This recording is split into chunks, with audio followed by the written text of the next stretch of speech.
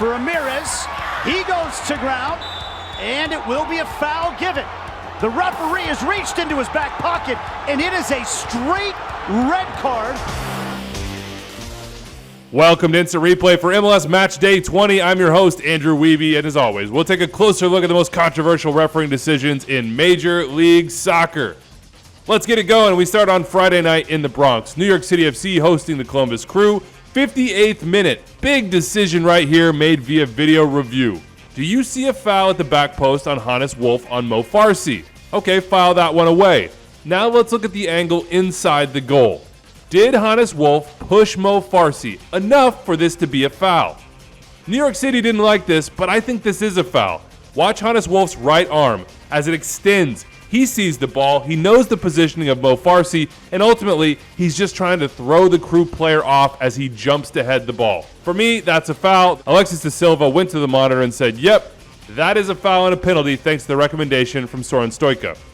De Silva did not need a recommendation in the 39th minute. New York City's Ilinic fouls Christian Ramirez, and folks, this is dog-so. Denial of an obvious goal-scoring opportunity. Ramirez is in behind, and Ilinic does not need to push him, but he does, and that takes Ramirez down. Given the position on the field, the fact that Ramirez is going to be 1v1 with the goalkeeper, that makes this dog-so. Good red card for me.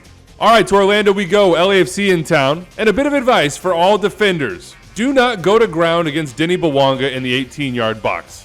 He will draw a penalty, as he does on this play. Poor Cesar Araujo is down, and yeah, you can see it, just that little bit of contact as Bwanga throws the right foot over. And as my producer Phil Levanko says, Bwanga is a master of his craft, and he's improving at drawing penalties.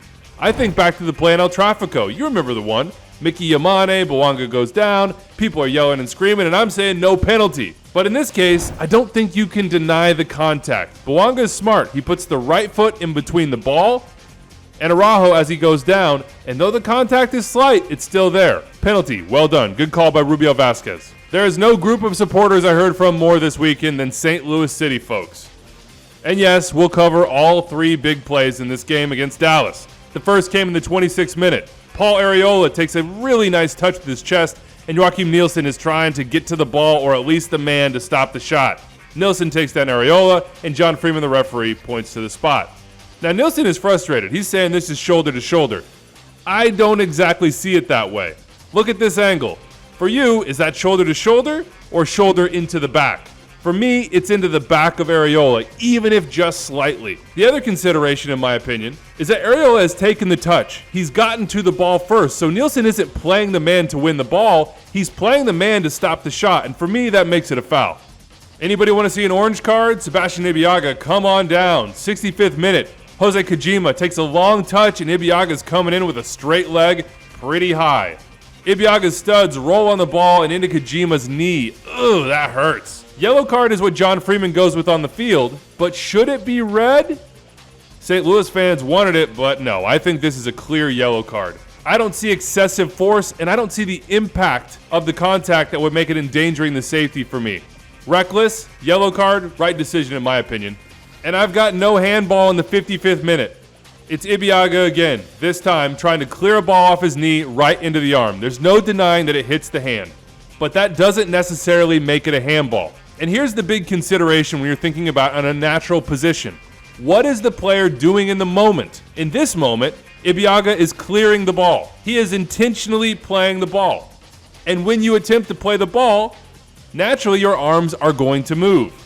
So for me, this is a justifiable position. Now hold on, say St. Louis fans. I remember a play with Chris Durkin just a few weeks ago and you said that was a handball. Well, here's the big difference. What was Durkin doing in the moment? He was attempting to block a cross. He was not deliberately playing the ball. So when his arm was extended and he blocks the ball and it goes into the arm, that would still, for me, be in a natural position because the action that Durkin is taking. Yes, the handball law is very difficult and up for interpretation. I agree with the call on the field. No penalty and no video review. Speaking of, Charlotte, D.C., 38th minute. Is this a handball on Christian Benteke? Read Dean Smith's lips. Penalty, says the Charlotte headman. Again, for Benteke, let's go back to what the player is doing in the moment. Benteke is heading the ball. If you see this angle, you can see that it actually comes off of his face into the arm. Benteke is attempting to head the ball, to clear it in this moment. And when you head the ball, your arms are never at your sides. And that's for me where Benteke's arms are. No penalty was the call on the field by Sergi Boyko, and no review was initiated, and I think that was the correct decision. However, I do think this is a handball against Lalas Abubakar. 59th minute, Colorado-Austin, Rapids up 2-0. I know Abubakar is ushering an attacking player past him in the moment, and he doesn't know much about this, but his arm is extended all the way from his body and blocks a shot on goal. In that case, given the fact that his arm is extended and blocks a shot, the spirit of the law, in my opinion, is saying that should be a handball, and that's what I would have liked to have seen. Two more plays for you. Seattle, Minnesota, 86th minute, Moses Nyman gets sent off, and there's nothing all that controversial here, folks. I just want to make sure you understand what a red card for serious foul play looks like. Nyman's not playing the ball. He steps on Albert Rusnak's heel. That's endangering the safety, and for me, there's excessive force there. Adios. Well done, Rosendo Mendoza, the referee. And we finish with a PSA for every single player in Major League Soccer. You know, if you kick the ball away and waste time, you are going to see a yellow card. Thomas Aviles is on a yellow card, and for whatever reason, in the 84th minute of Miami's game against Philly, decides right in front of the referee, Izmir Pekmic, to kick the ball away. Thomas, you can't be surprised that this is a second yellow card. Coaches, tell your players, remember, if you are on a yellow card, you have to break the habit of kicking the ball away. Otherwise, you're going to see your marching orders. It's just the way it is. All right, that's it for us. Big thanks to my producers, Phil Levanco and Rich Hernandez. I'm Andrew Wiebe. We'll see you next time.